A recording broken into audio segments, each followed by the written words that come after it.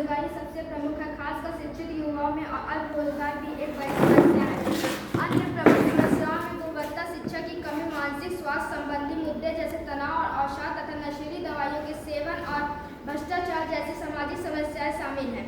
युवा विभिन्न तरीकों से समाज में योगदान दे सकते हैं, जिनमें सामुदायिक सेवाओं में भागीदारी, सामाजिक और पर्यावरण संबंधी मुद्दों पर वकालत करना, नवाचार उद्यमिता को बढ़ावा देना और अपनी शिक्षा व कौशल का उपयोग करना शामिल है।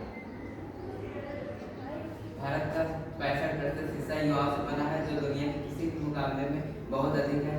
इस विशाल युवा शक्ति को यदि सकारात्मक दिशा में नियोजित किया जाए तो मेरे विचार से भारत के लिए यह अपार संसाधन साबित हो सकता है।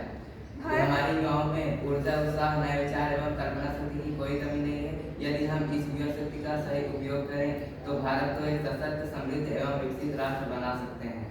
भारत एक महान राष्ट्र बनने की पूरी ताकत रखता है। इसके लिए सर्वप्रथम प्रत्येक नागरिक को अपनी निजी जिम्मेदारी निभानी होगी।